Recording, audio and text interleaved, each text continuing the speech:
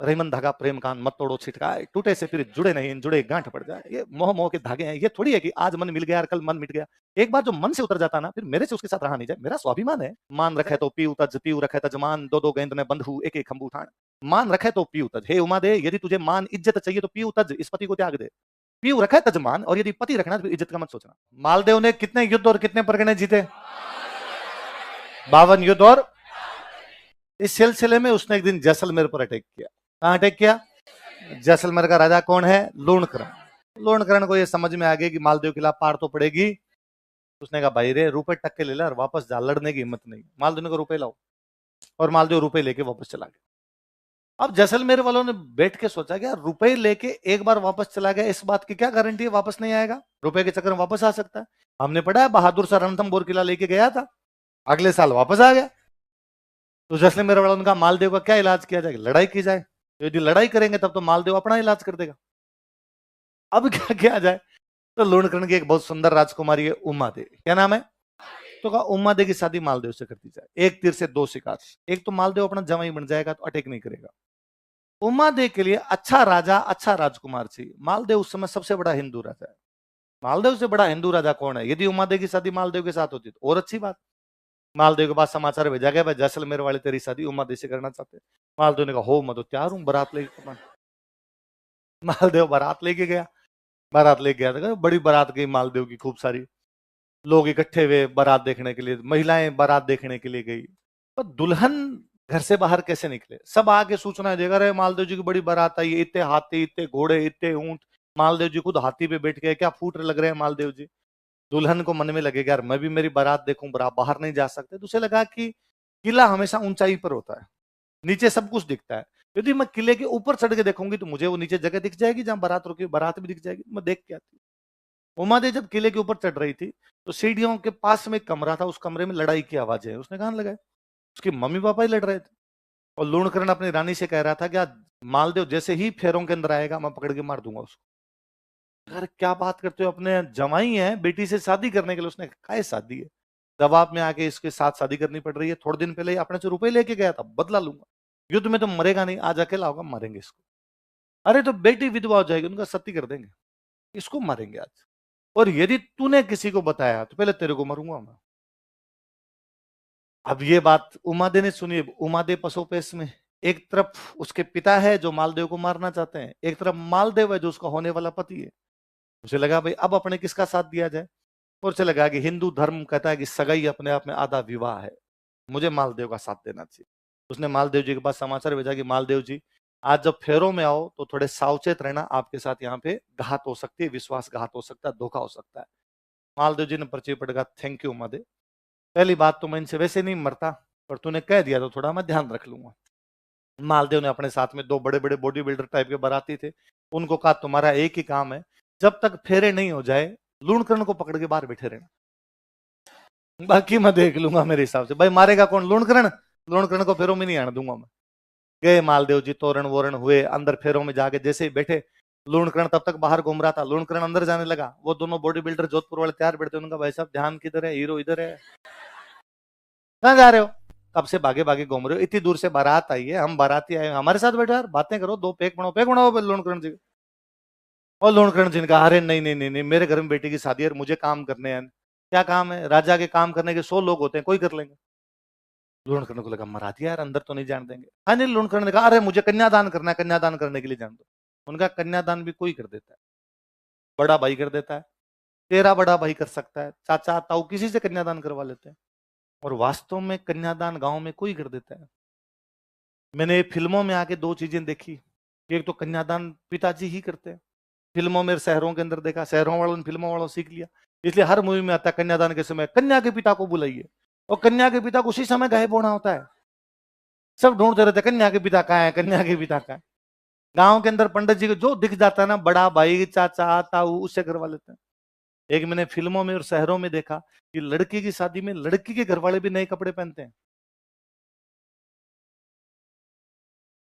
मतलब मेरी बहन की शादी है तो मैं नए कपड़े पहनूंगा, मैं हमारे घर वाले भी नए कपड़े पहनेंगे? भाई साहब, नए छोड़ो, पुराने भी ढंग के नहीं मिलते हैं, इतनी खराब हालत रखते हैं गांव के अंदर।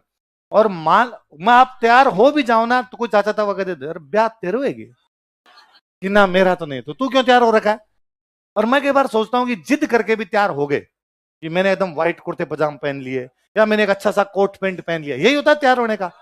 इतने में कोई एक चाचा ताऊ खोड़ला पक्का होता घर में, वो आवाज लगा कढ़ाई लो रे कढ़ाई। अब भाई साहब धोड़े कुर्ते पजामे में कढ़ाई लिया हुआ, हाथ में कितना बुरा लगेगा यार।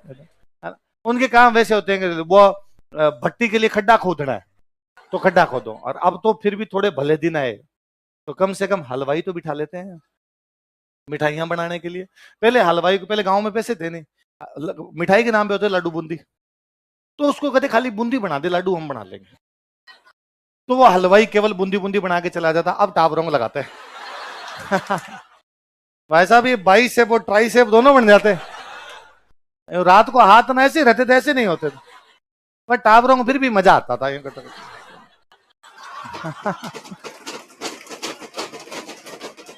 बूंदी खाने को भी तो मिलेगी, बूंदी कहां पड़ी थी भाई साहब खाने के लिए। तो अब जाके भले दिन है। शहरों के अंदर मैं देखता हूँ कि लड़की की शादी है, उसके भाई ने कभी किसी चले जाओ यहाँ पे सब ऊपर तक कोट पैंट एकदम बंद किए हुए। मगर यार तुम लड़की के भाई हो, लग ही नहीं रहे यार, तुम तो बराती टाइप के लग रहे हो। फिर पता कैसे चलेगा कि ये बराती रे घर वाले हैं। घर वाले एकदम यूं रहने चाहिए सामान्य कपड़ों के अंदर, बाराती यूं तैयार हो गए 3 बार डीओ छिड़क के आए, उनका समझ में आता। और अब क्या काम करने वाले लोग खूब सारे होते हैं, घर वालों को मौका मिल जाता होगा। तो लूणकरण जी को वहीं बिठा लिया, नहीं जाने दिया तो नहीं जाने दिया। अगले दिन उमा दीदी की विदाई हुई, राजकुमारी की विदाई होगी।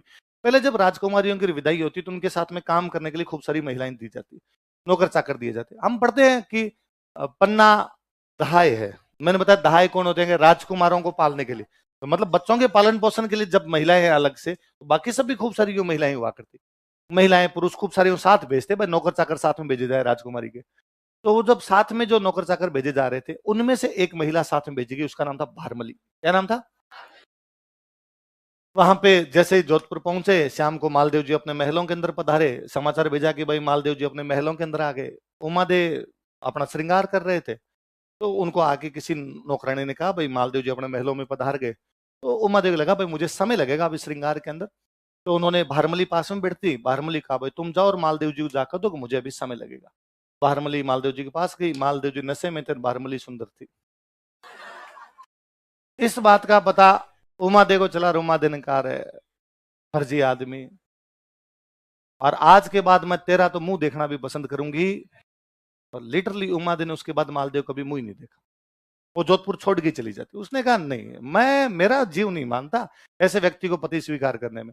वो तारागढ़ रहती है। जब शेरशाह वाला अटैक होता है तब ये डिसीजन, मैं कल आपको कहानी सुना तब मैंने कहा था कि पहले ये डिसीजन हुआ कि हम अजमेर लड़ेंगे, फिर कहा नहीं अजमेर नहीं, थोड़ा नजदीक लड़ते हैं। तो जब ये बात है कि अजमेर लड़ेंगे, तो उमादेव को पता चला कि मालदेव अपनी सेना लेके कहाँ आ गया, अजमेर। तो उमादेव समाचार भेजती है मालदेव के पास कि मालदेव जी आप सेना भेज दो, आप मत आना, सेना को लीड मैं कर लूंगी और मैं यहाँ पे लड़ाई कर लूंगी।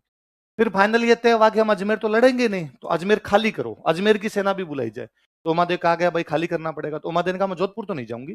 तो जोधपुर के पास में गांव था, कुछ दिन वहां पर रहे थे, कोसाना करके गांव था, वहां पर रहे कुछ दिन।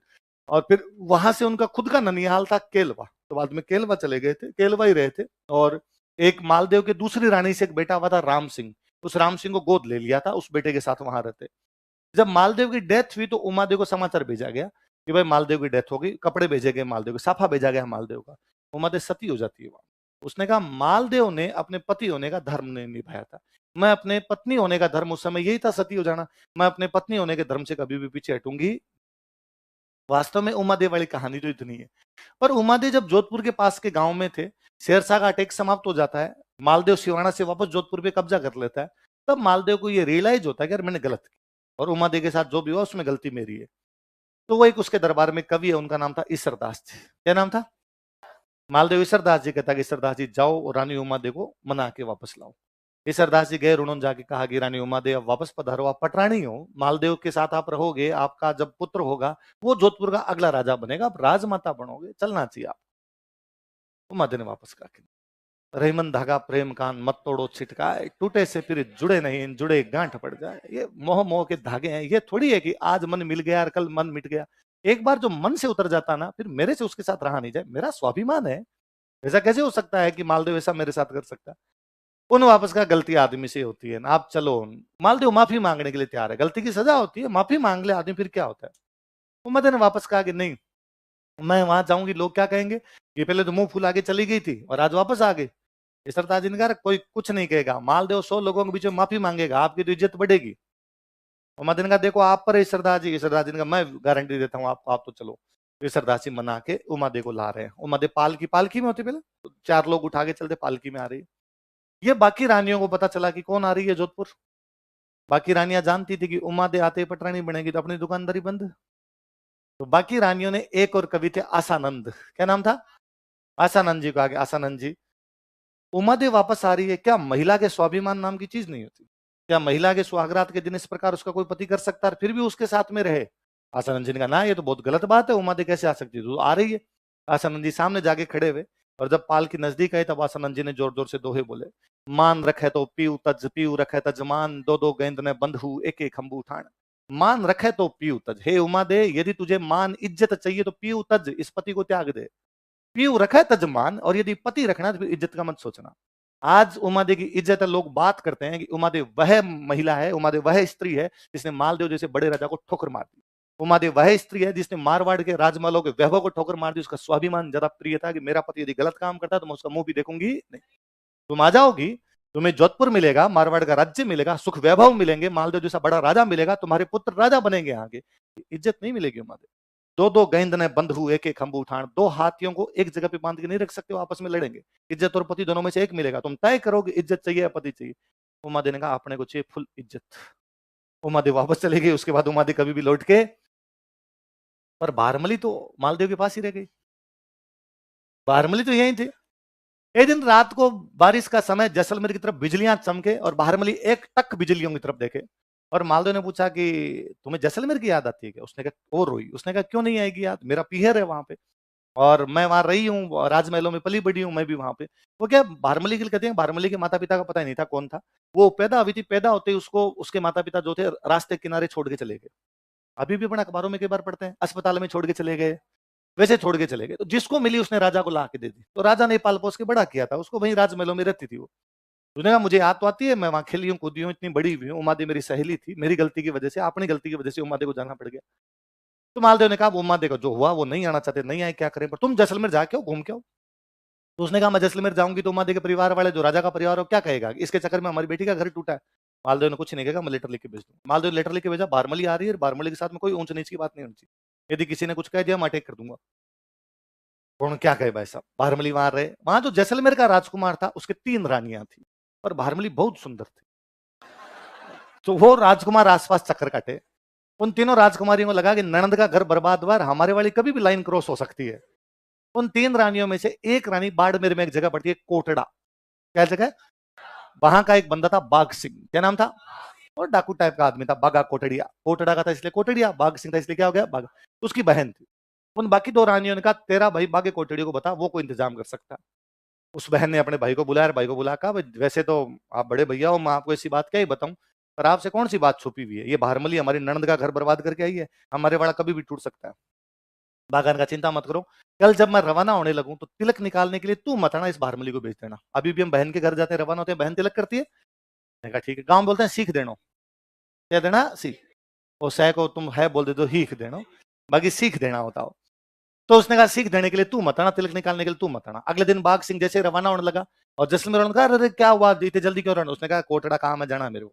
अरे तो सीख तो लेके जाओ, कहो भाई कहो इनकी बहन को फटाफट सीख दे। उन दोनों भाइयों बहनों की सेटिंग आपस के अंदर, तो जाके जैसे कहा, उसने कहा अरे मैं तो नहा ही नहीं, मेरे तो लुगड़ी पता नहीं कहाँ चली गई, अब मैं कैसे सीख देने जाऊंगी बाहर। बारमली नहा धो के तैयार बैठी। उसने कहा बारमली तिलक कित निकालना, तू निकाल दे। बारमली ने कहा मैं निकाल दूं। बागा ऊंट के ऊपर बैठा है, उसने कहा मैं थोड़ा नीचे झुकता हूँ, तू ऊपर बैठे बैठे मेरे तो निकाल दे, ठीक है। बारमली जैसे हाथ ऊपर करके उससे तिलक निकालने लगी, उसने हाथ पकड़ा, बारमली ऊंट पे बिठा लिया, और बागा बारमली को लेके जैसलमेर से कोटड़ा आ गया। जैसलमेर से कोटड़ा आते आते बागा को बारमली से, बारमली को बागा से बेनता मोहब्बत। राजस्थान की सबसे अच्छी कोई प्रेम कहानी है तो बागा भारमली है। कौन सी है, जहां तरवरता है मोरियो और जहां सरवरता है हंस, जहां बाग होता है भारमल, जहां दारूता है मंस। जहां तरवरता है मोरियो, जहां जहां पेड़ होंगे वहां वहां मोर होंगे, जहां सरवरता है हंस, जहां जहां तालाब होंगे वहां वहां हंस, जहां बाग होता है भारमल, जहां जहां बागा रहेगा वहां वहां जहां दारू तय मंस, जैसे जहां जहां शराब होती है वहां वहां क्या होता है। अब ये बात मालदेव को पता चली कि भारमली को कौन ले गया, भागा। तो उसने कहा अटैक कर दो रे। लोगों ने कहा साहब अटैक मत करो, डाकू टाइप का आदमी है। लेके आगे भाग गया, हाथ नहीं आया तो बेइज्जती होगी, साहब मारवाड़ की सेना गई, हाथ ही नहीं आया। तो मालदेव ने कहा रुको। वो उस दिन उमादे आ रही थी, तो सामने कौन गया था रे दो बोलने। आसानंद जी ने कहा मैं। तो आसानंद जी आपके चक्कर में उमादे वापस गई, आप भारमली को लाओगे, ठीक है। तो अब भारमली को मनाने के लिए कौन गए, आसानंद।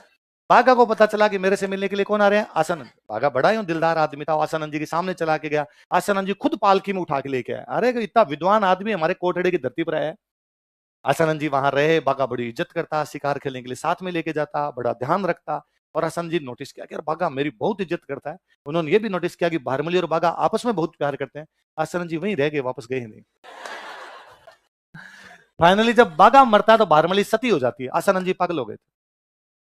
आसानंद जी जगह जगह दीवारों के सिर बिड़ा बिड़ा के घूमते रहते। थोड़ ठोड़ पग तोड़ करस्या पेट रहे कारण है, रात दिवस राठौड़ बिसरिया नहीं बाग जी। ये बागा तेरी याद एक पल भी मेरे दिल से जाती नहीं है। जैसे फूल झड़ जाता है लेकिन फिर भी उसकी सुगंध नहीं जाती, बागा तू चला गया पर तेरी याद मेरे मन से जाती